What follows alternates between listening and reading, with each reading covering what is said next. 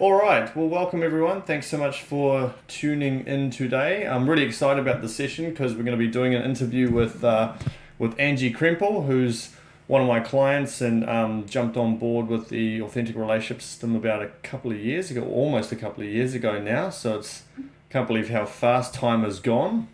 But really, really excited to have Angi here today. She was going through some really, really difficult times in her marriage. Leading up to that was it April 2020. So not only do we have to deal with COVID and all that stuff, but we also had to, marital problems and all those sorts of things. So that would have been extremely challenging. So she's managed to get herself into a really, really good place, not just internally within herself, but her marriage has gone, improved leaps and bounds, which is really, really fantastic to see. And I thought it'd be a really good opportunity to kind of share your story, because I think a lot of women out there are having to go through, very similar challenges and having to be on the receiving end of infidelity, and it's not easy. It's extremely painful, and you can sort of argue it's some of the most painful experiences that you can have in life. And so, what I really want to do is kind of dive a little bit deeper into your experiences, Angi, learn a little bit about kind of where you were at and sort of the things that you did and how you sort of got to this place as well, and what your experiences were in terms of working with me and things like that. So welcome. Thank you for giving up your time as well today. I really, really appreciate it. Thank you for having me. Yeah, no, you're welcome. So I think maybe we can sort of start off by just maybe you can explain a little bit about just where you are at, leading up to the point in which you started jumping into the program. What was going on in your life, what was going on in your marriage. Let us give us a little bit of a snapshot of where you were at the time.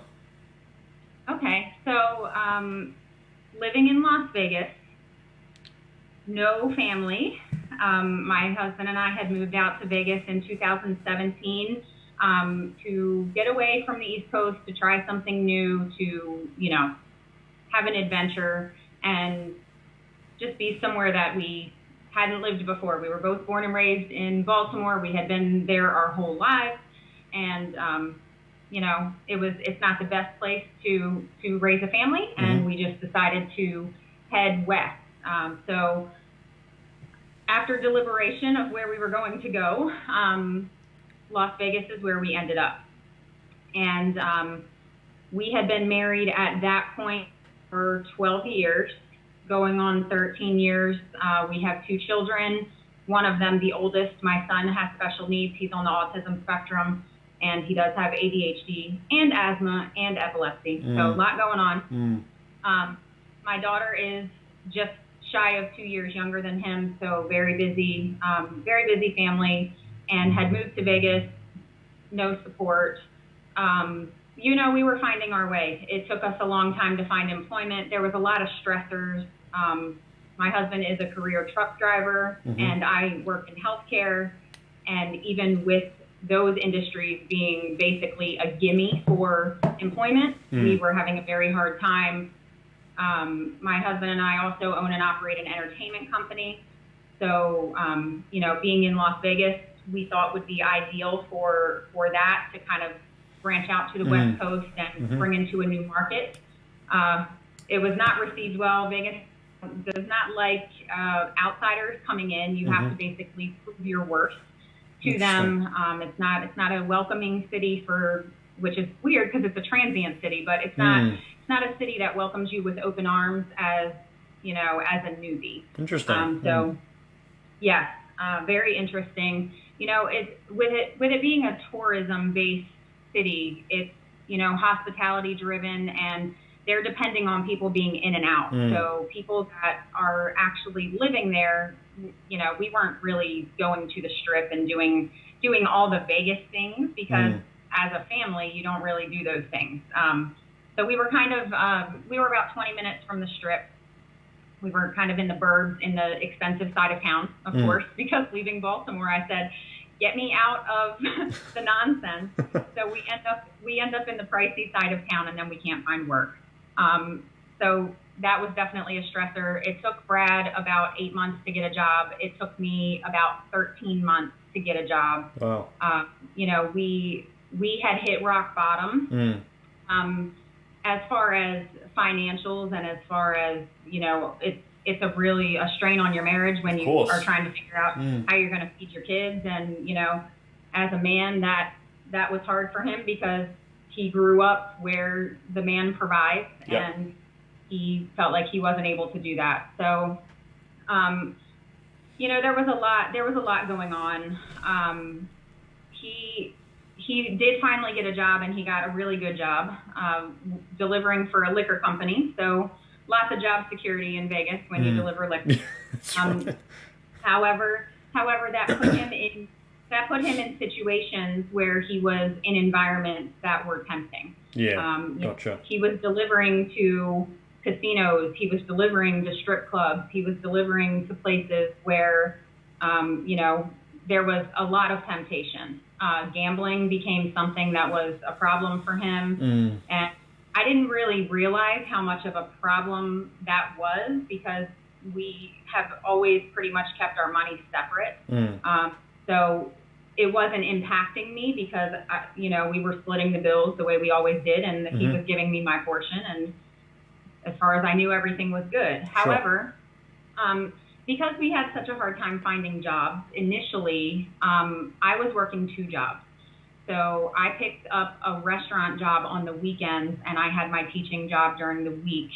And he got to a place where he really wanted me to leave my restaurant job. And I didn't feel safe financially leaving that job. Sure. Because I just felt, you know, you don't burn a bridge in a town where you struggle to find work. And if something happened and I needed that job, then it was gone. Sure. So I was in a place where I was like, you know, I like this job. It's a small family restaurant. You know, we have great hours. For being in Vegas, I was home by 8:30 on the weekends, and we could still do our stuff as a family, I thought.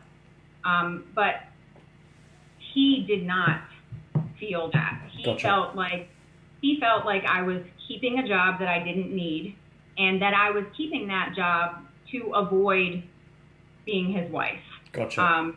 To avoid handling what I could have handled at home, to avoid family time, which was not the case at all, but I can see how that feels.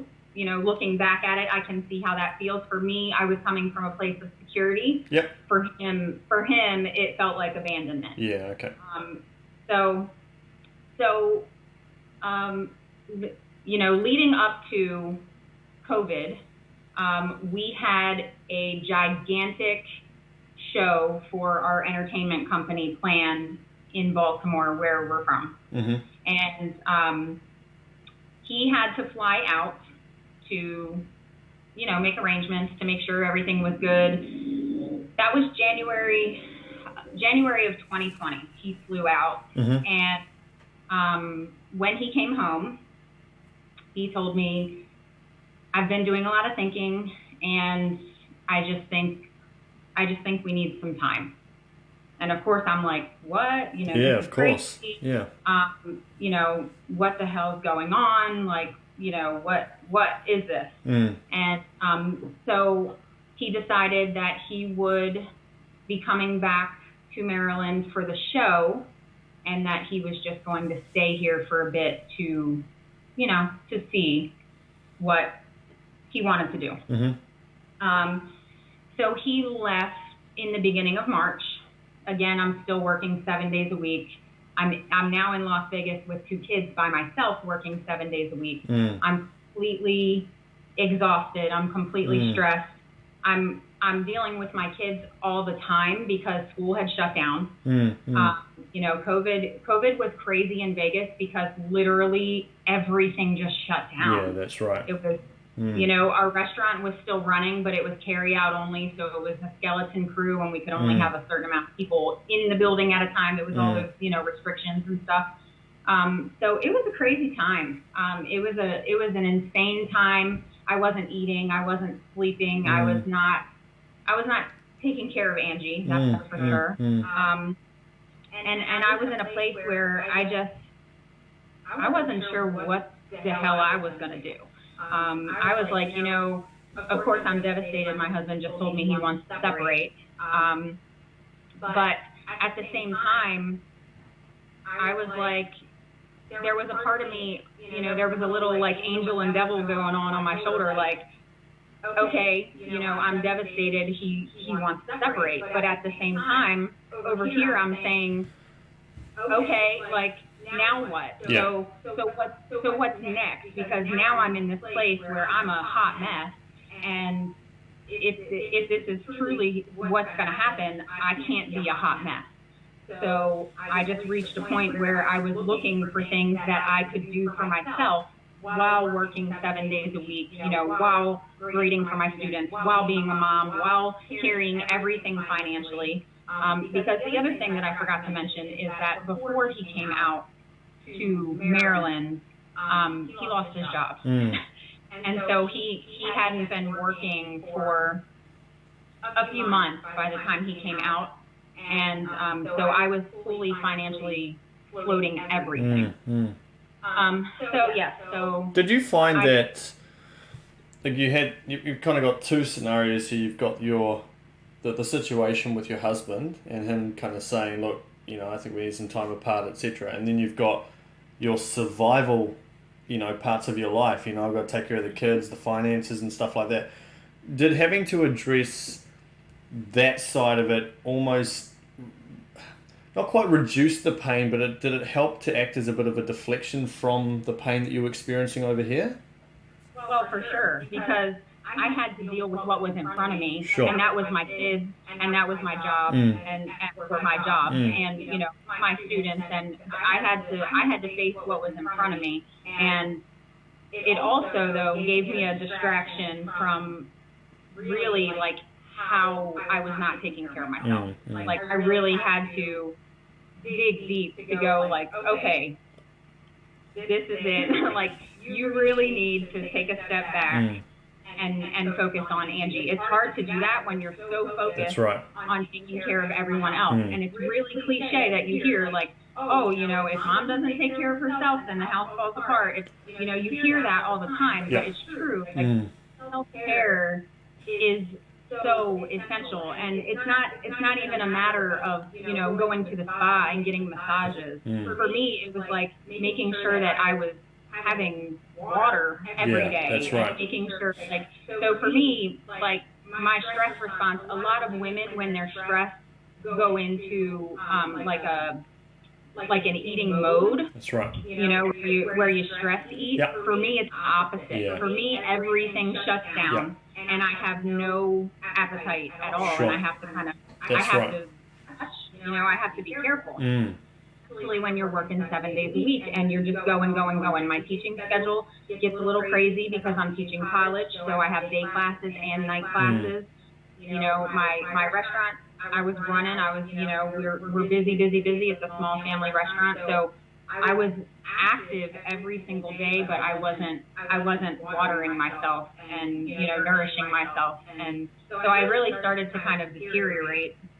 And I got to the point where my mental is always on fire. Yes. As an Aquarius, like that's kind of who we are. We're just we're on that like spiritual, intuitive, like fiery all the time. Yep. And so that is never affected by anything that I have going on in my life. I'm able to normally just power through situations without even realizing until I'm on the other side of it.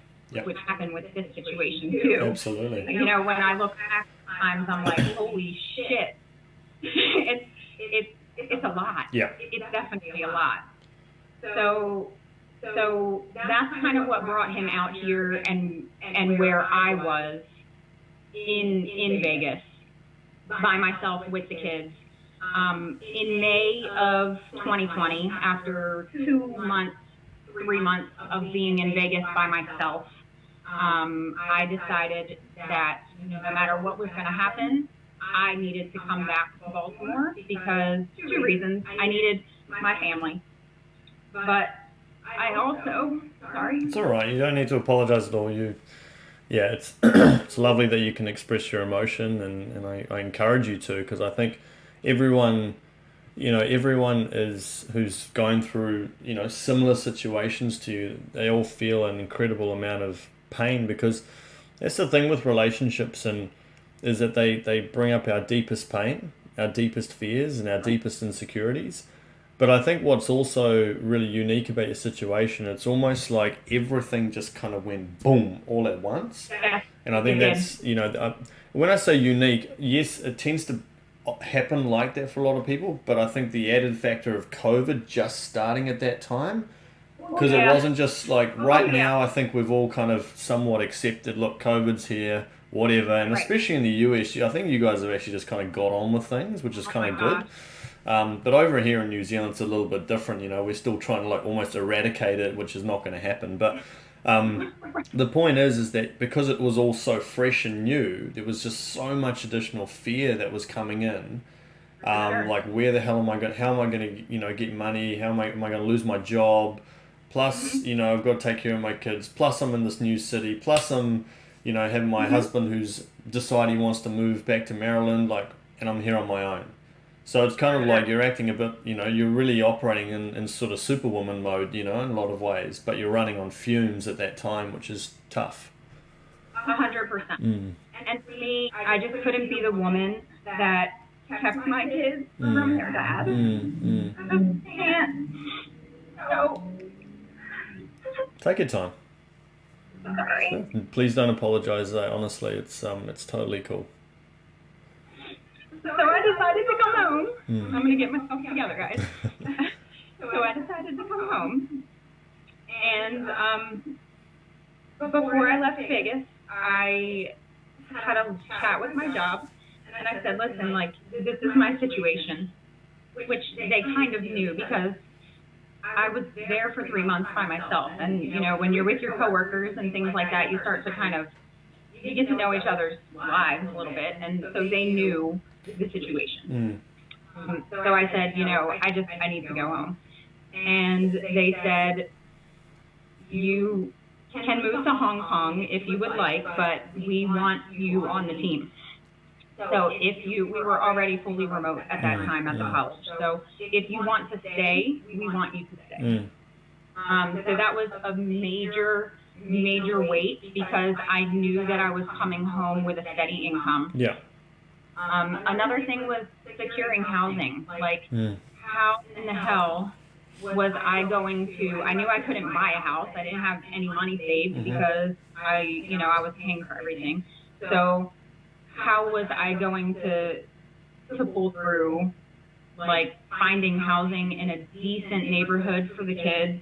I was so tired of being in a crappy neighborhood in Baltimore where I had to worry about my kids' safety Sure. and drug syringes laying on the playgrounds and things like that. I was so over that, but I also was in a place where I was like,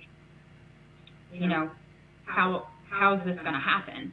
And I didn't want to put the pressure on my parents to say like, hey, moving back home, I'm 38 years old and here I am. Of course they would have welcomed me with open arms. And they did for, I had to stay with them for a couple weeks because our house wasn't ready. But it's hard when you're used to being so independent. Yeah. It's so hard to be vulnerable and just say, in this moment I can't do it by myself. So I came home. I was able to reach out to a former coworker from when I worked at Hopkins, and another blessing, she is renting me this beautiful house that's in a great neighborhood, and it's, I can afford it. She gave me an amazing, and I'm telling you, it was like once the blessings started coming, they just kept coming. It's beautiful. Yeah. So that's normally how it is. It's kind of like, everything's in shit mode for a minute, and then once you start coming out of it and you start being grateful for the small positive things, you bring more positive. And I guess without really knowing that I was doing that, because I was in such a rut, I was really kind of like grasping at straws, just trying to find something positive. So, but I think, just to jump in there, I think the fact that you would have with everything that was going on, you got to a certain, you hit almost like a threshold. So it was like, I need to do something about this. And then secondly, I think you were courageous enough to be vulnerable in those moments. And I think when we come from our heart and we're operating from that vulnerability, I think people feel that. People are, I believe, are inherently good. And I think when you make an effort to demonstrate that, or you show that you're struggling, then I think generally, a lot of people really want to help in those moments. So I think you almost sort of created this scenario where you allowed good stuff to come into you, rather than sometimes we can push it away a bit. It's hard to be vulnerable. It was something that I really had to work on it. You helped me so much with that because I had a hard time. Like, I grew up with just a single mom, and she was like superwoman. She still is, but she was like, you just do shit. You don't depend on other people. You just get stuff done because you can't depend on other people. Yes, and right. so I just have grew up watching this alpha female because she was single. Of course, when you're alone, you're alpha, right? So she brought me up that way. She brought me up with the independence, which is an amazing quality until it's not. Yes. It's like it's one of those bittersweet things. It's like, you can be so independent that you actually work against yourself in a way because you don't allow other people to see into the things that you don't want them to see because you're always just kind of doing and doing, and you don't need anyone. Yep. Absolutely. Yep. So we came home in May. We got all moved in by June. At that point, Brad and I were still not sure what was going on. He was, I was staying at my parents'. He was not staying with me. And he was here, like, he helped me move in, and he was here, and we were having a lot of conversations that we hadn't had before, because I was just in a place where I mean, don't get me wrong, I had already been working with you for a couple of months, so I was in a place through our meditations and through our work that we were doing, I was in a place where I was okay either way. Yeah. Like, I was there even before I came home.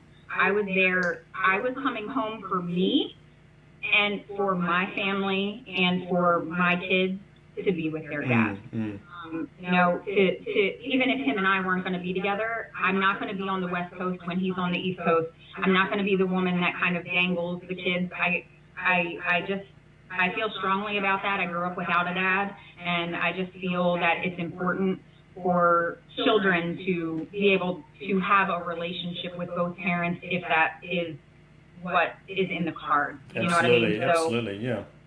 And I think the key thing, though, was that mindset that you had, which was, if it happens, great. If not, then, I'm going to be okay as well. And I think just having that, in fact, I just shot my latest YouTube video around this kind of very mindset because I honestly think it yields the best results. I think when people can hold on to that psychology, it's incredible what happens. It's not just about that. You've obviously got to do things and continue to do a lot of the inner work, but just as a foundation, if you can operate from that place, it's a game changer. It really is. It truly has been a game changer for me and continues to be a game changer for me. It got me to a place where I felt secure in myself. And so I knew that I was going to make a way regardless. And I had to pour into me, and I could no longer entertain or pour into anyone else because I was running on fumes. That's right. And I was over it. So, I was doing my best to pull myself apart like a string cheese, and then nobody, was pouring back into me. So I was good. I got to that place. I was in a great mental space. I got to a place where him and I could have conversations that were really difficult previously. We have, not now, I'm happy to tell you guys, not now, but we spent 18 years together before we learned how to communicate. Yep.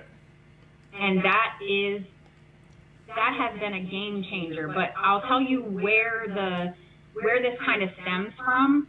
Again, growing up completely different. Okay, so I grew up with just my mom. She's like, girl, use your voice. You got a voice, use it. You are amazing. You are awesome. You are powerful. Don't let anybody ever steal your son. You are it. You are the whole universe, right? That's what moms do. We build our daughters up. And so I just knew that I was the best thing ever. My whole time growing up, and as a teenager, you struggle with your self-esteem and things like that. You kind of fake it. You just, you're overconfident because it's not real confidence, but you do it. And then honestly, when I started dating him, I was 19, and he was the first person that ever made me feel like, okay, like I am this person. I am. That's right. But he grew up in a place where his parents are still married, and it's only, he has a twin brother, and it's only the two of them. But his parents still have a very old school style marriage. Okay. And so he grew up with the model that his mom did not have much of a voice. That's right. And that his father was the provider, and that his father made all the rules and all the decisions, and his mom shut her mouth. But guess what? He didn't marry his mom. That's right. That's exactly right. But So interestingly enough, we'll tend to attract the opposite so that it helps us to grow, right? So, in terms of the dynamic, that makes perfect sense. That's where it comes to conflict, Yep. And so we would have nasty arguments, and there was no real clear communication because he got angry over everything. Yep. I shut down because I didn't want to hear him freaking yelling all the Yep. time. And then we had kids. We knew we wanted kids. We were together for over 4 years before we got married, so we got pregnant right away. When we came back from our honeymoon, we were pregnant. We didn't know right away, obviously, but we were pregnant, and we ended up miscarrying that baby. So that was another stress, like immediately in the beginning of the marriage. Yeah, that would have been tough. It's tough, right? So then we got pregnant with our son just a couple months later, and then we were blessed with our sassy bundle of estrogen joy. You'll get that through. Yeah, that's right. She's, boys and girls are so different, and they're so amazing. Like, my relationship with my son, there is nothing like the bond between a woman and her son. That's right. And at the same time, like, my husband has that with my daughter. That's and right. Her and I have a very, we have a very hit or miss relationship. It's on a daily basis. Her hormones are flying, and she's not grown. So it's hard, but, it's amazing at the same time. That's the best way I can say it. Because I think what tends to happen is around that sort of when girls and when kids turn to around a 10-ish, what they do is they tend to gravitate a little bit more towards their father because they've had this nurturing and so forth in the first decade, and then the remainder, or the next part is all about direction and guidance and using more of that masculine energy from that point. So it makes sense, but it becomes quite challenging for a lot of mums because they're like, but hang on, I was just like this before. Yeah, exactly. It's reassuring and drives you crazy at the same time. Yes, that's right. So our marriage was off to the races, and looking back, like, of course I wouldn't change a thing. Yeah. But it's really difficult when you kind of start your marriage off with a bang like that, with a huge loss like that. Yeah, absolutely. So, of course we were able to have two beautiful children, and we were very blessed for that. When our son was about 15 months old, we started noticing some regression. I did. At the time I worked in pediatric medicine, so we started noticing some regression, some abnormal behaviors, some acting out, and it took us a long time to. It took us until he was about 6 years old to officially lock in his diagnosis. He is very high functioning. He's a lot like Sheldon on Big Bang, if that resonates with anyone. I didn't even watch that, but yep. Big Bang Theory. Yeah. You guys have Big Bang We Theory? do, yeah. I've just never watched it, yeah. Yeah. So, he lacks a lot of social skills. He's so amazing. He's doing so great. But the social aspect of life is hard. He's very matter of fact. He doesn't filter anything. He just says it. So, in social situations, that can be difficult. If he sees a pretty girl, he doesn't know how to not say something, those kind of things.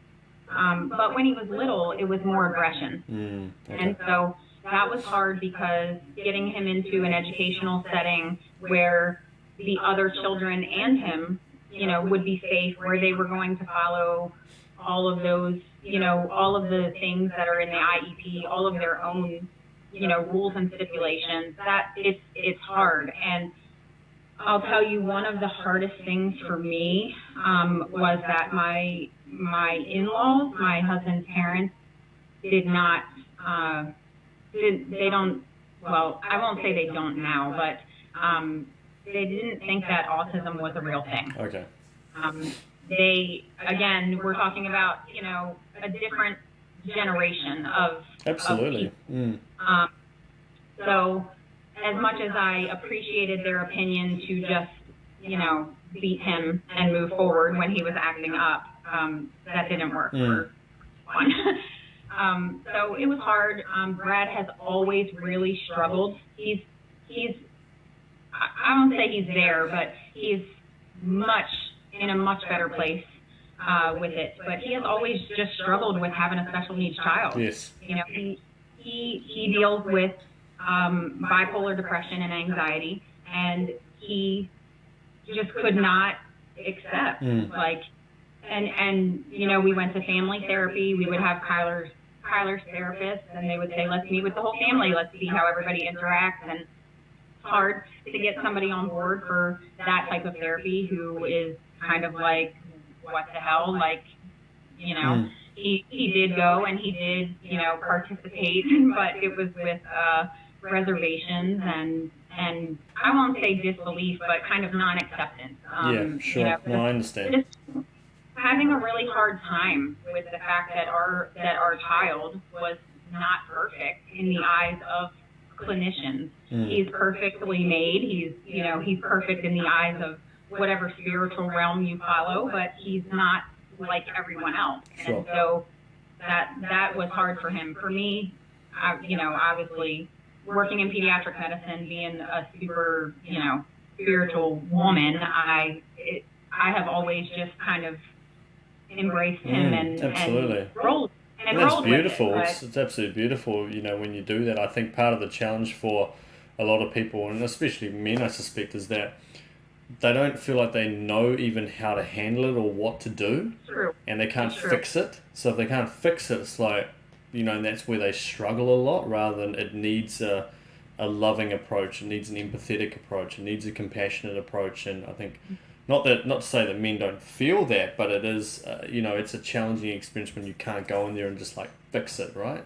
Yeah, and for him, when he would get to a place of anxiety, of not knowing how to handle a situation, instead of being able to just say, this is too much for me, it would present itself as anger, which happens with a lot of men because they have a problem being vulnerable in that moment and saying, I can't handle this right now. So my husband grew up with a model of a father that yelled all the time. Yeah. So he yelled all the right. time. And, for me, who grew up with nobody yelling. Yeah, that's right. That causes a breakdown. That causes, I never felt physically unsafe, but I felt emotionally unsafe with him because he was just a loose cannon all the time. Which then I'm going to probably get into a little bit of a hot topic here, or maybe a touch point for some people, but when you don't feel emotionally safe, then you don't open up sexually as a female. Correct. That's exactly right. So that led to issues. Yeah. Which I didn't necessarily realize were issues because, again, we weren't communicating about those things. We were having sex, and I was okay. Like, I was good. So I stupidly thought he was good. Yeah. But what he is telling me, what he tells me now, is that he never felt like I was fully connected. And for me, as a person that is super intuitive and connection is everything, I felt like I couldn't fully connect to him because of the emotional unsafeness that I felt. Yep. And I think that happens with a lot of couples. You just kind of, you get in the swing of things and you go through the motions. I mean, we've never had a perfect sex life. I'm just going to be honest about that. We've never had the kind of sex life that, you know, you're going to read about in a book or anything like that. But it's always been great for me. Again, like, I don't need, for me it was more of a connection thing. I don't necessarily need the physical, where men are more the opposite. They're less connection, more physical normally. So for him, you know, if we weren't having sex for a week or 2 weeks at a time, then for him, problems. Like, that was ridiculous. Yeah. For me, I'm like, you know, I'm still laying in bed with you at night. We're still, you know, hugging and talking, and we went out for bagels in the morning, and we're good from my perspective. Yes, that's right. He felt the total opposite, Yeah. which led to the infidelity. Yes. So kind of backtracking, I feel like I got lost in the sauce of my own No, but story. thank you for being so open and honest about all of this, because they're sensitive topics. They're not easy to talk about. And quite frankly, some people might be listening and just thinking, are you serious? Like, how could he do that just because he wasn't getting, you know, sex for a little while or whatever it may be? How could you do such a thing? And I don't like, and I think we all acknowledge, like, we don't condone any of that sort of behavior at all. But I think what's always good to understand is the differences with how people operate. And, you know, I could probably speak to a lot of men who would probably understand on some level and empathize with it from the male perspective, but it still doesn't excuse the behavior, right? I think that's the key thing that we have to understand. And but honestly, to be totally honest, I got to that place that you're talking about where it was like, okay, like I can see that, but prior, like when I was in it drowning, I could never have seen it. I could never have accepted it. I could never have, you know, and acceptance doesn't mean condoning, like you said. It's you know, it's more of a place of like, okay, now what? Like, you know, this is what happened, now what? So. And it's an internal level of acceptance as well of where you're at emotionally. Because I think, honestly, and I always say this to people, is that it's resistance that causes the problems emotionally. You did teach me that. You did teach me that. Absolutely. And it's true, because it's when we're like, oh, you know, as soon as we get annoyed at how we're feeling or we keep replaying it, we're not accepting it. So as soon as we get to a place of, like, when we're in resistance, then it just keeps us literally like just, you know, pouring gasoline over it, right? Like literally, and it just keeps it alive and keeps it fresh, you know, and you feel the pain, and it closes off our heart as well. I think that's the big thing, is it closes us off, so we can't operate it in the way that we need to moving forward. So maybe if you could just like elaborate on where you were, like what sort of got you to a point where you sort of said, okay, I need to get some assistance here. Excuse me. You know, like where were you at? What was that sort of moment, I guess, on some level that you were like, all right, I need to do something about this? I I'm trying to remember exactly, but I think the day that I called you or filled out your contact slip online or however we did it, I don't remember. I think that day I was just trying to get to a place to know that I was going to be good. To know, because in my big confident girl voice, of course I was like, Angie, you're good. Yeah. Regardless. But in real life, I needed to know. Like I needed to stop being a wife, and I needed to stop being a mom, and I needed to stop being an employee, and I needed to stop being available to my students all the time. And I just needed something for myself. Yes. And so I just started Googling, and I was like, I'm looking at books and things like that, but let's be honest, like I don't have time to like lay around and read. I don't, of course, yes, it's a great idea. Self-help books are, I'm not saying they're not beneficial. Please don't like crucify me. You have recommended some really good books to me that I have read, but most of them, the thing I love about your recommendations is that most of them are nice short reads. So, they don't take up your life, and I'm not going to go down a rabbit hole reading a 2,500 page encyclopedia. So yeah, I just got to a place where I knew, and at that point, I just want to let anybody watching or on the replay or whatever know that I did not know about my husband's fidelity. I mean, I didn't know that he had been unfaithful until after I got home to Baltimore, after I had already been in the program for about 2 months.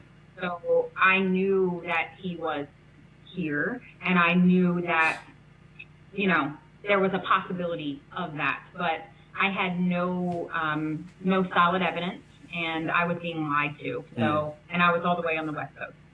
So, I just want to be clear that I didn't find out about the affair and then go, okay, it's my turn. I got to that point, basically as soon as he told me that he wanted to separate. I think in some ways that can almost be a little bit more difficult at times, because you've gone through this process of doing some of this work, then you find out about it, and it's like, what the hell? Like, I've just wasted my time and my energy, and all. It can feel like that sometimes for people. For sure. Yeah. But I want to let you know that if it wasn't for the work that we had done, receiving that news would have not resulted in the saving of this marriage. Because not only did I have to get ready to be to be who I was again, I had to get to a place where I could ask him difficult questions, and I had to get to a place, this is the most important part, I had to get to a place where I was ready to receive the answers. Because if you ask a question and you don't want the answer, you set yourself up for pain. That's exactly right. And so, not that you don't want the answer necessarily, but you already kind of have a preconceived notion of what that answer is in your head, what you want it to be, and when you receive a different answer, it crushes you. That's exactly right. So I had to get to a place where I knew that I was ready to receive the answers. And when I got here and I got moved in, and there was a lot of conversation happening, because I was just in a place where I was like, listen, if we're not going to be together anyway, I want to know. So I'm the mother of your children. Tell me. And he finally got to a place where he broke and said she deserves to know. And so, come to find out, the affair was with somebody who I considered a very good friend for 10 years, and somebody that had been in an abusive marriage prior to, and guess who saved her?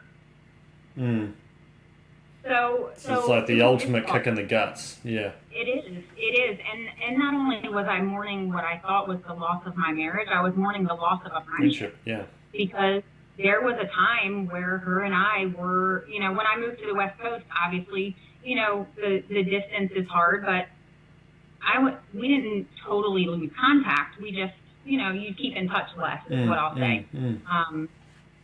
So come to find out, when everything started coming out, you know, this had started in January when he first came home to solidify things for the show. This started over Facebook Messenger. This started as emotional conversations about relationships, which is how it starts. You know, it's like, hey, you know, I'm having a bad day, or, you know, whatever it is, and you start confiding in each other, and then, you know, it goes south very quickly. And I think, sorry to jump in there, but I think what happens is in those moments is that the brain starts taking you down this tangent where it seems like it's going to be amazing, right?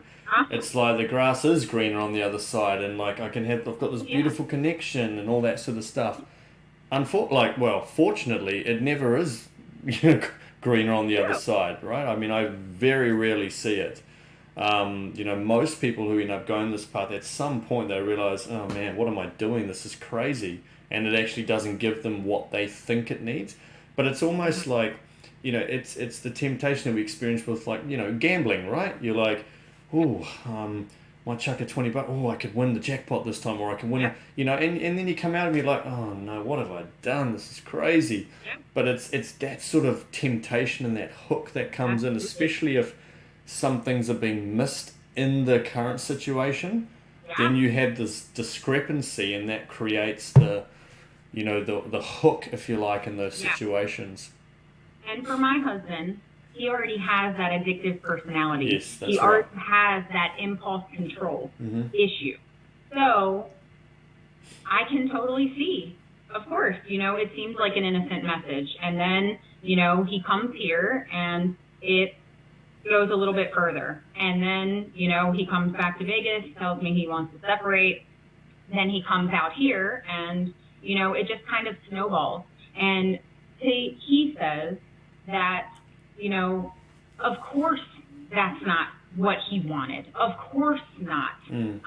It just kind of happened. And in a moment where he was feeling empty, it fulfilled him. And to be totally honest, she was the lesson that he needed too, because he didn't end that. He did not end that.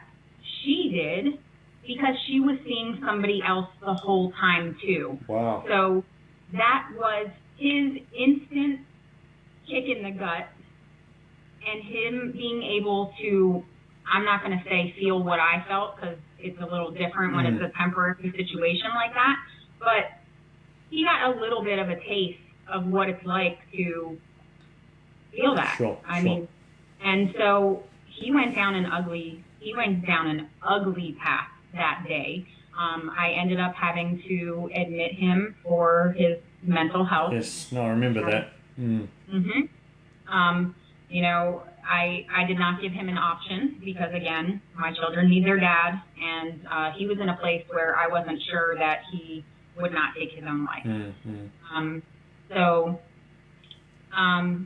it was hard for a bit. You know, he stayed in the hospital for a few days and started on some medication, and you know, it just kind of snowballed. But for me,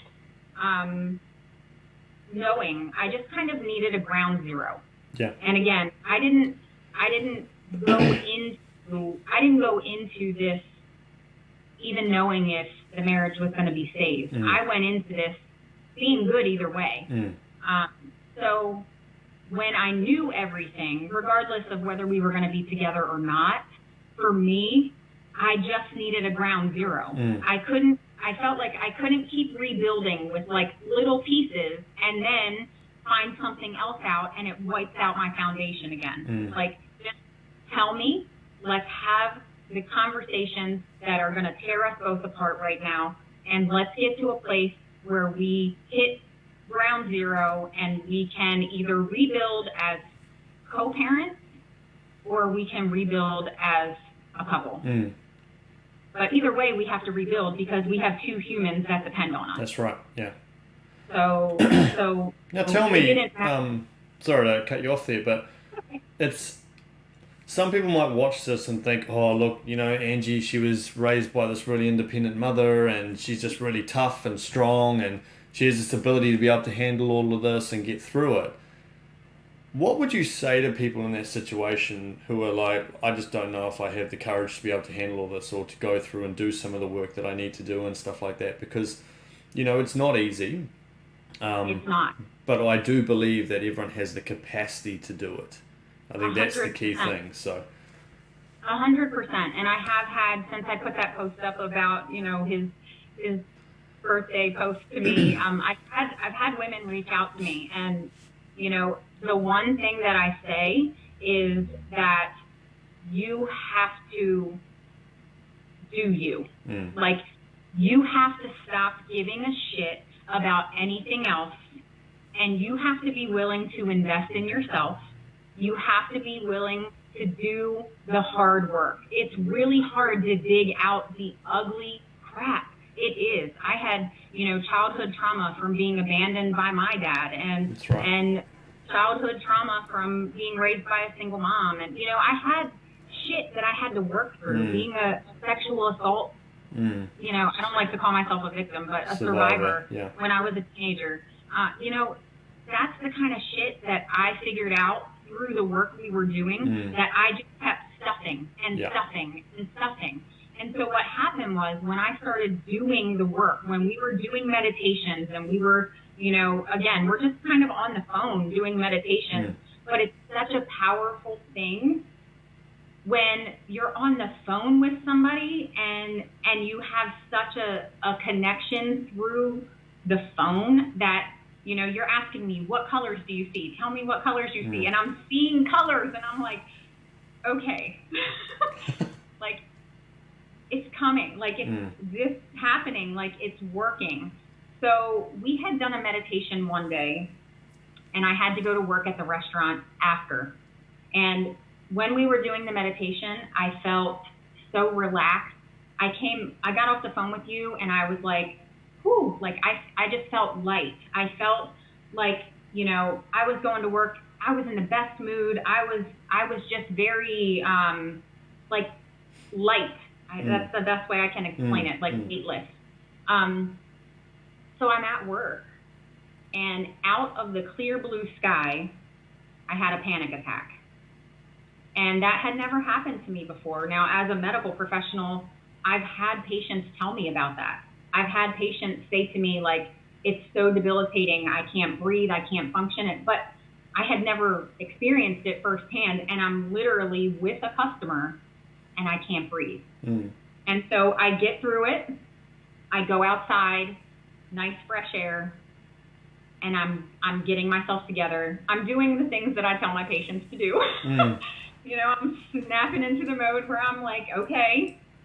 And I'm like, oh my gosh, this is happening because this is the release. This is the bullshit leaving. But if you don't dig it up, it won't leave. And I think that's the hardest part, especially as women, because, you know, being vulnerable as a woman is in this day and age, I'll say, with all these powerful women, and there's nothing wrong with being powerful, ladies. That's not what I'm saying. But in this day and age, vulnerability is viewed as weakness. That's right. And it's hard because you're not weak. You're actually stronger. It took me a lot of work to learn this, but you're stronger because you do the work. And then guess what? You don't carry it either. It doesn't fester, and you don't hold resentment, and you don't hold the hatred and the sadness and the feelings because it's gone. Yes, that's exactly right. And I mean, I think what you're kind of talking about there is some of the emotional clearing work that we do, you know, that I do with most of my clients. And, you know, it really is about letting go of stuff inside. You know, it's kind of clearing the murky waters, if you like, so that you can be a completely just free individual, and you've let go a lot of that stuff and almost transmuted a lot of Yeah. the pain that you've had to go through, and that manifests in different ways. You know, it's Yeah. doesn't always come up in the form of panic attacks and things like that. That's your manifestation, your experience Right. of it. But for other people, they have, you know, wonderful experiences in that moment, or it's like these subtle Hmm. little shifts along the way. So, Right. you know, it's you know, I just want to make sure that people aren't afraid that if you do those sorts of Oh things, yeah. this is I'm what's not going to trying to happen. scare you. It was really a good thing. I promise. I'm not trying to Yeah, scare you. It would be different for everyone, but for somebody like me that stuffed for over 30 years, that's right. it was that was the way that my body was holding it. That's right. So That's again, exactly it right. will. Sorry, I didn't No, mean no, to no. like You're good. It's good to. give everybody one. It's really good to raise these points actually, because that's how healing works. You know, it's real stuff, and I think that's what people need to recognize is that it's. I think there's a lot of you know, I think the way a lot of, you know, counseling and therapy and stuff tends to work is it's just like, let's just talk about stuff. It's just, you know, ask questions and leave it at that, and all that does is just keeps that cycle running, and it doesn't Mm-hmm. actually heal. See, we've got to Right. heal here. We've got to create shifts. Yes. If we just keep, if it's just talking, literally is more suppression, you know. Yes. And we don't want suppression. We want healing. We want actually to release stuff and let go of things. And so how have you shifted? What does life look like for you now with a lot of these shifts and these transformations have been going on inside? Well, obviously, we're still together, Yeah. right? We are working on things. Every day is not perfect. I'm not going to lie, you know, but with every day not being perfect, now we are in a place where we are both safe to communicate Beautiful. about those imperfections without judgment and without resentment. And we can meet each other where we are because we have done the hard work on the communication part, you know. So you know, we're back in Baltimore. Obviously, we're with family. It's, you know, it's been incredible. Fantastic. It's it's amazing. I could have never projected that it would be this way, because you think when you're stuck in it, and that's what I was. I was Yes. stuck in a cycle Yep. of, you know, doing the same thing every day over and over and over and expecting different results. And, you know, we hear that all the time. But as women, we get stuck because life is kind of a cycle with work, kids, laundry, dinner, dishes. You know what I mean? You get stuck in that, Absolutely. and you lose you.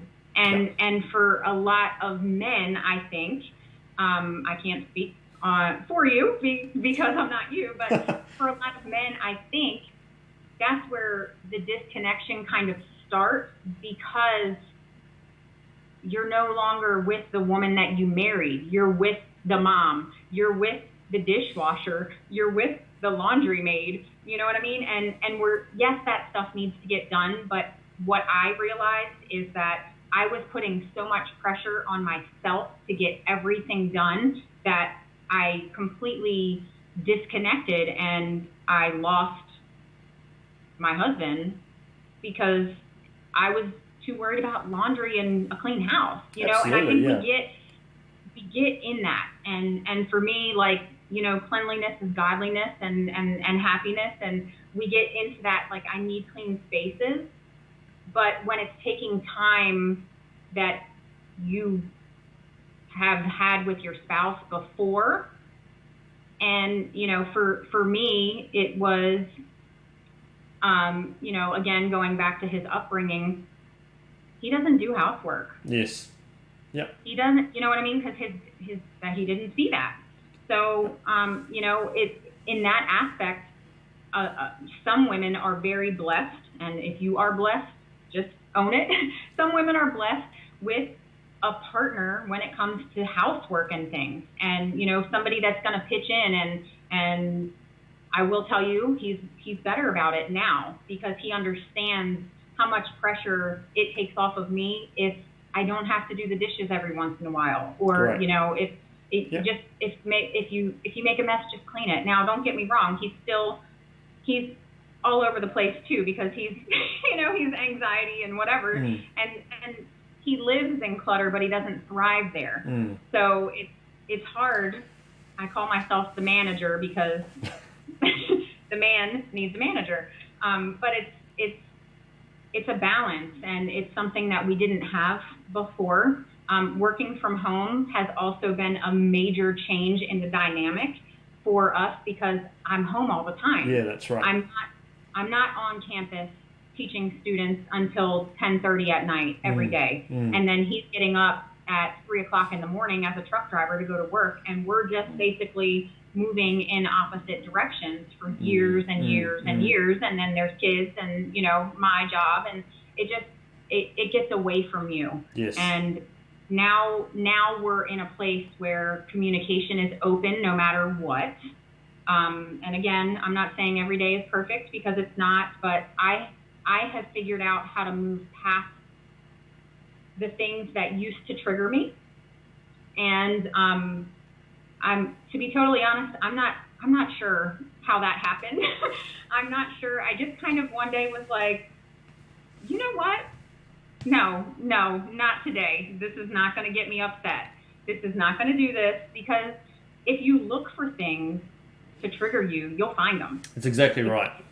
But I think the key thing is that when you're actually doing a lot of this internal work, and I say this to a lot of people, and it happened to me as well, it's this. They're often subtle shifts. I think people are looking for that moment where it's like, oh, I just feel amazing and life's just incredible. And it doesn't work like that. That's just a load of horse shit as far as I'm concerned. You might have a moment every now and then. It might take you, but what actually happens is there are little subtle shifts that are happening beneath the surface.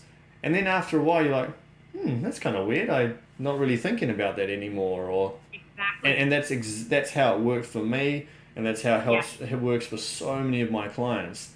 It's about these little subtle shifts because we're going into the depths of where the wounds are, rather than just the surface level stuff. And that's, to me, really, really important. I was going to say before as well, one thing that's really great is, marriages aren't always perfect, right? Like that's Correct. Just the reality of it. Me and Divya, we have an amazing marriage. Every now and then there's some shit that comes up. That's cool. It's great because it helps us to grow, right? It's not a bad thing. It's a good thing. But I think what's really cool is both of you are sort of getting or you're at a place where you're more empathetic of each other and your wounds, right? The deepest level. It's like, if he acts like this, it's like, well, actually, I can sort of empathize and understand because that would have been maybe where he came from or that environment he was brought up in or whatever. That is so powerful. But even if you, consciously understand that, if you haven't done the work, you won't be able to emotionally connect with it. So therefore, it's just going to be like, oh, yeah, fine, whatever, yeah, I get it, but I'm still pissed off, So 100%. There has to be that alignment with the mental and the emotional. And I'm gonna be really honest right now. When he got to a place where he realized what he did, I had to rope him back in. Because then he's like, I can't believe I did this to you. How did I let this happen? I can't believe you're even still with me. I can't, I don't deserve you. Yes, then that's right. He's going into a mode where I'm like, wait, come back. Yeah. Wait a minute, calm down. Like, because there's a lot of shame. Oh, 100%. And he's still, it's been almost 2 years and he struggles. He struggles, and he does on occasion need, some extra love on the days where he struggles with it because he had a car accident. I don't know if I told you this, but he had a car accident last June. So we were about a year into being back together, and he almost died. So he had to be cut out of his vehicle with the jaws of life, and he almost left us. And so there was a definite, like, we were good before that, but there was another shift after the accident where he came to a place of like, oh shit, like I legit almost died. Yes, that's right. And now I see the value in what I have. And so for me, I have just kept plugging along. I continue to do work on myself. I continue to kind of stay in a positive realm. He struggles a bit there because he does have more of a depressive tendency, and, he struggles with anxiety, and anxiety comes from fear, and anxiety comes from, a place of uncertainty. Yep. And so he struggles with that aspect. But then he has me over here saying, remember, we're all good vibes today. Yep. We're all good vibes today. So we have a good balance. Right. We have a very good balance. We're both we're home. I'm working during the day when I'm here, but I work on West Coast time. So we have our mornings together. He works night shift, and then he runs his own businesses on the side, but he's home with me when he does it. We take the kids to school every day. We pick them up every day. It's very much more of a family dynamic, as much as our kids will allow us to spend time with them these days. Yep, absolutely. They're teenagers, so they don't always want us around. But it's been a really nice change of pace, and it's kind of like, in his words, it's kind of like a rebirth. Yeah. It's kind of been a whole new thing. Like, we have never had a relationship like this before, so it's kind of like a shiny new quarter. Yeah, that's lovely.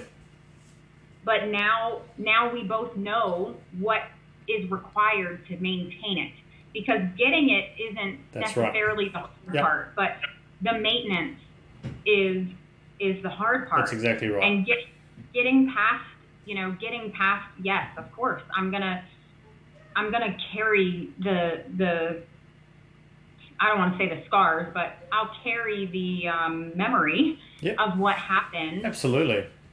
It's never going to go away, but it doesn't have to be the whole book. Correct. You can close the chapter. Correct. And you can continue on with your story if you choose to. That's right.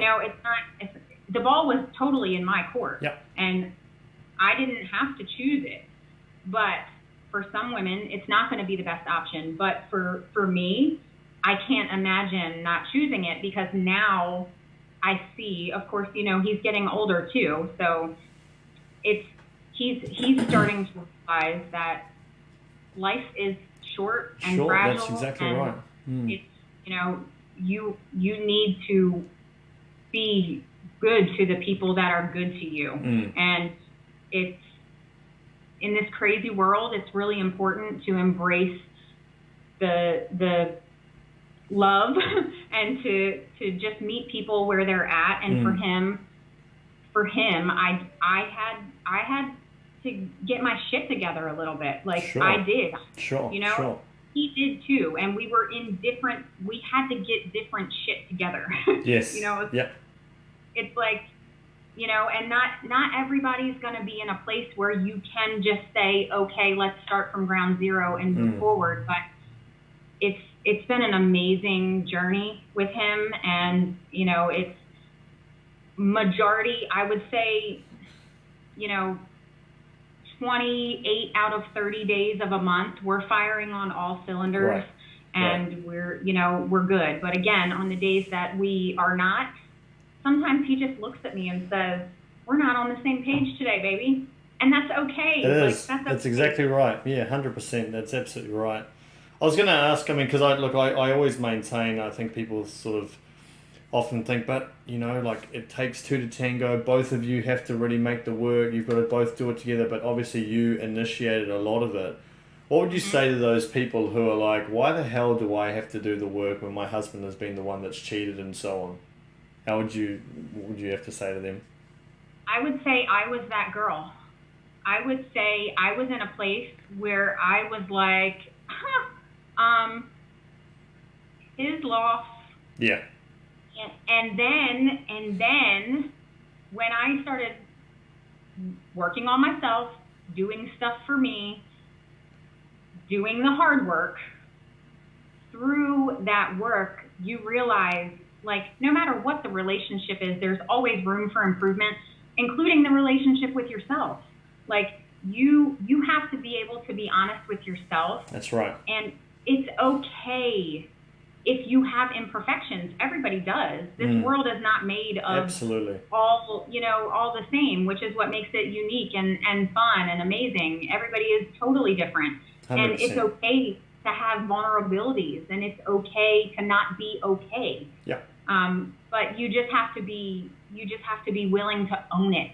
Yeah. And for me, I had so much resentment and so much, I just couldn't believe that he left me. Yes, that's right. And I was like, are you serious? Yeah. Like, I'm smart, I'm beautiful, I'm the mother of your children. What the fuck is wrong with you? That's right. Yeah. And you'd be entitled to feel that. You're totally entitled to feel that way as well with all of that. Yeah. Yeah, for sure. But at the same time, you have to be able to have some introspection and say, okay, you may be those things, but let's talk about what could use some polishing. Let's talk about, you know what I mean? And again, you're not having these conversations with a ton of other people. You're having them mostly with yourself or through journaling or whatever. And I would be writing stuff down, and then a couple of days later, I'd go look at it, and I'd go, girl, like, that's not very nice. Yeah. But you have to get to a place where you're willing to look at yourself. Yeah, that's exactly right. We hear that, right? We hear, you need to work. If you want change, you have to work on you. Look in the mirror. Mm-hmm. It's so true. It's so true, because as soon as I started working on myself, I started a transformation. That's right. He's watching from afar. That's exactly right. And I was paying him, if him and I were talking once a week when I was in Vegas and he was here, it was a lot. Like, I wasn't talking to him very much. Yes. Because you were very honest with me and said, leave him alone. Like, let him go. Like, just let's focus on what's happening right here. Because it's really hard. I had been with him for 18 years.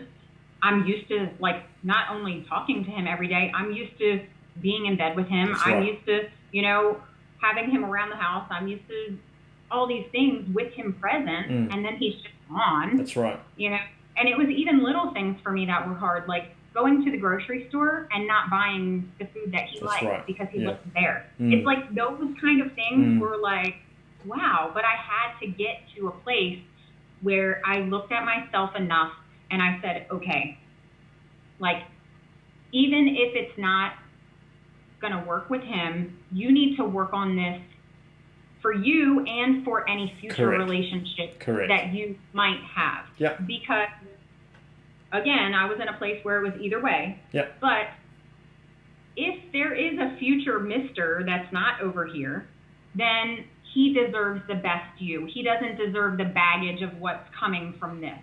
Yeah. Bang on. No, I think that's you're 100% spot on. Because otherwise, what happens is we end up just carrying the same behaviors into a new relationship, and we just keep having the same experience over and over and over. And that's why I stress that the importance of doing the inner work, because even if things start to improve in one area, you'll carry your own internal challenges into another area. 100%. So it's all connected. Everything's all connected, very much so. And that's why it really is so important to go down that path. I had one other point, but I completely forgot what it was. What it was. Maybe it'll come to me. But I mean, we could sit here and talk about this stuff for hours, Ange, because you articulate yourself so beautifully. You've had to go through a hell of a lot. And I'm just like really, really proud of your growth and your transformation through this whole process. And you've been the one that's been so courageous, and amidst the most difficult of times, you've just shown so much courage, and have really been an inspiration, I think, for a lot of women to what can actually happen when you actually do some of that inner work. So I really honor you for that. And I was just going to ask, what would you say to people who are kind of maybe even sort of sitting on the fence or not really sure about it, if I have the courage to do the work or do these sorts of things, or even jump into a program like mine or whatever, what would you say to them if they're kind of sitting there going, oh no, I'm not sure if I have the ability to do it, or, those sorts of things? I would say growth doesn't come from your comfort zone. And I would say that, doing the same thing and expecting a different result is literally the definition of insanity. And if that's where you're at, you deserve the work. You deserve the outcome of the work. You deserve the investment in yourself. And I mean, that's basically what I've been telling the women that have been reaching out to me.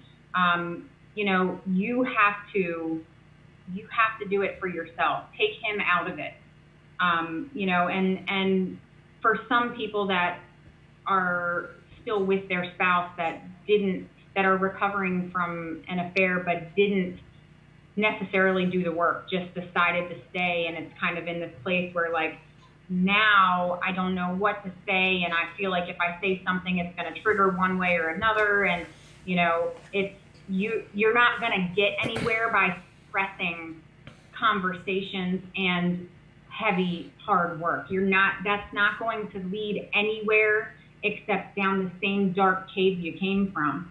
So if you're looking truly for change and you want to come out the other side, you have to do the work, and you have to be willing to invest in yourself. Absolutely. And I think to add to that as well, and this is probably going to be a little bit of a sensitive point for some people, because it almost sounds like a borderline sales pitch, but I really believe that we don't create true change until we actually invest in ourselves. I see a lot of people who want to go to counseling, get some of that free stuff through their insurance. And I get it. I understand the temptation. But what happens is people take this approach of, because I'm not, and it's subconscious, I'm not paying for anything, so I'm not necessarily going to put and dive myself into stuff. I'm not going to go deep into the work a lot of the time. There are some exceptions to the rule, no doubt about that. But a lot of the time, they're not really putting a lot of energy because there's not a lot of vested interest in it on some level. So you have to do something. I really believe in that. It's something that it's an uncomfortable topic for me to talk about, because it's, like I say, I never want to come across as slimy or anything, but I think it's really important to remember that when people are genuinely putting the energy into themselves, it's almost like, all right, I'm doing this. I have to do the work. It's not an option anymore. I've got to do it. Yeah. I think, honestly, the difference in you as well is that, I never really had what I considered like a mentor or a life coach or a spiritual coach or anything like that. Outside of a work mentor or something, but I never really had anyone in my life in a supportive role that wasn't like a therapist, right? Sure. And so for me, when we first met over the phone, you did a free consult with me. And so we scheduled the time, and you are like always a whole day ahead, so I never even know what day or time it is. But you told me, I was a wreck on the phone with you. I had to go into my car to have the conversation with you because I didn't want my kids to hear what was going on, because at the time they didn't know. So I was in a tiny little apartment in Vegas, and I went in my car and we talked for an hour on the free consult, and I was a hot mess. I was crying. I was a wreck. And you said something really powerful to me. You said, I feel like I can help you. I do not accept everyone. If I don't feel like I can help a client, I don't take them on, because it's not a money grab for me. I really, really want this to work for you. I really want to genuinely help. And that's what sets it apart, because it's not a numbers game. It's you genuinely want to help. And you made time. That's why I totally understand your frustration when people don't show up to your appointments because you made the time. you made the time. You have this amazing little calendar where, I could go in and choose my time that worked for me, and it was easy and it was user friendly. I'm like the least tech savvy person, and it was easy. And our appointments were, no more than an hour normally, and you were very honest with me. And I clearly remember being in Vegas and having a conversation with Brad when he was here, and him saying to me, I don't know who this person is that you're working with, but you need to continue to work with him. And for him to say that was also powerful, because it was like, okay, it was the little bit of reassurance that I needed, that what you're doing is right. You and I. Yeah. And what you're doing is working, and I think that's the beauty of it, It's like anything, and this is, you're talking about, like, I felt like I could help you, and you're absolutely right, because I don't take on everyone, and I don't want to take on everyone, because of the fact that it's more about where a person's at, and then the skills that I use, and it, merging together at the right time, right? And that's the key. If I just take on anyone, for example, it's just going to ruin my reputation probably, because it's not everyone. I make no bones about it, I can't help every single person on this planet. That's why we take the time on these calls to sort of see, all right, is this actually going to work for you? But I think the fact is that you're the one that did the work, and I think that's really what it comes down to. Like, I can give you all the tools and the techniques and all that stuff, but if you're not going to do the work, I think that's just common sense, really, in a lot of ways. Yeah. So I think that's what you should be. You can't half-ass anything in life and expect a whole outcome. That's right. So, it was a powerful program for me. It was, a powerful, I won't say was, but it has been and continues to be a powerful transformation. I remembered who the fuck I am. Beautiful. I love it. It's very cool. And that's it. Like, that's the long and short of it. And no matter what happens in the future, Angi is good. Beautiful. I love that. That's absolutely beautiful. And you're absolutely right, because you've done a lot of the internal healing, and this stuff, once you heal, like, you're really good. And as you get older, as you have other experiences, there are going to be little things that pop up from time to time, but you have the skills and the tools to be able to manage them and work through it. And I think what's really cool is we don't even talk anymore now. And it's great, and that's what I like, because it means you've got the skills to be able to manage yourself. You don't need 10 years of therapy and invest 50 grand. You know what I mean? Like, that's what I see a lot of people doing. You don't need that stuff. You can do a lot of the internal healing so that you then become your own practical psychologist. Yeah. And what's great is that you then use your experiences to then impact the world around you.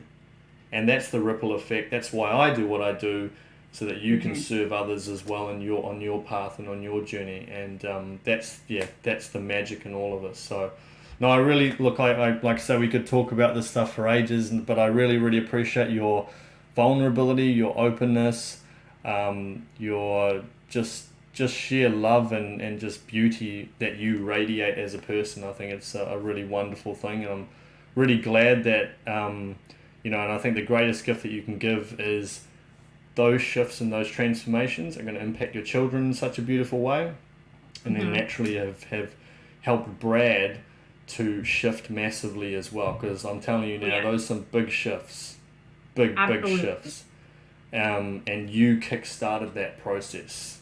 That's what you should be extremely proud of. So really, really proud of you, and like I say, I'm sure lots of women will get tons of inspiration from this and benefits from it, just from hearing your story. And thank you also for taking some of these messages that some of these people have been reaching out to you as well. It's lovely, and it's nice to know once again that there are people out there who can. I'm sending them your way. I appreciate that. Thank you. But and I think just for the viewers, hope you've really enjoyed this interview and gotten lots out of it, and have been really inspired by Angi's transformation as well. If you are in a dark place and you're sort of struggling in your marriage or just even within your own self and feeling like you need the support that you're needing at the moment to be able to create some of those shifts, and maybe therapy or counseling isn't quite doing the trick for you, then what I'll do is I'll just leave a little link to my calendar in the comments section. You can book a time with me and just fill out that short application form. We can have a chat. I'm actually just I'm about 1 week away from releasing my new version of my training program as well, which I'm super excited about. It's going to be 9 weeks of training, but you get lifetime access to it. We have about 50 videos in there, or there's about maybe close to 50 hours worth of training, I think. Wow. Haven't really worked out exactly how many recordings and stuff, but there's probably, I think there's close to about 65 pages of worksheets and stuff in there, so it's pretty awesome. I'm super excited to have that. So if it's something that you wanted to be a part of in terms of the training program, and obviously with everything you get lifetime access to group calls every week where you can speak to me direct or through the training material, through the Facebook group, or one-on-one coaching as well. If it's something that feels right for you, then like I say, click on that link. You can choose a time that works for you, and I can contact you at the scheduled time. We'll see how it fits. So I will ask, please only book in if you're serious about it. If you're not really serious, or if you're a bit sort of 50-50, I think maybe you probably just need a little bit more time or something. But it's just out of respect for my time, because if people don't show for those calls, then it means other people can't book in. And yeah, I hope I'm being fair in that comment as well. So like I say, if you're ready, if it feels right, then I'd love to speak to you and see how I can help you. And if I can, I will let you know. If I can't, I will be very honest with you and maybe point you in the direction of someone else that might be a better fit for you at the time. So thanks so much, Angie. I don't know if you have any other final thoughts or piece of advice for anyone, but do it, ladies, do it. That's all I'm saying. No, I appreciate that. Thank you so much, Angie. You've been amazing. Thanks to all those people who watched the interview as well. Like I say, I hope you got lots out of it. And once again, if you need any support, I'm always here for you. Just click on that link, and you can I can contact you at the scheduled time. Thanks again, and we will talk to you very, very soon. Take care. Bye-bye.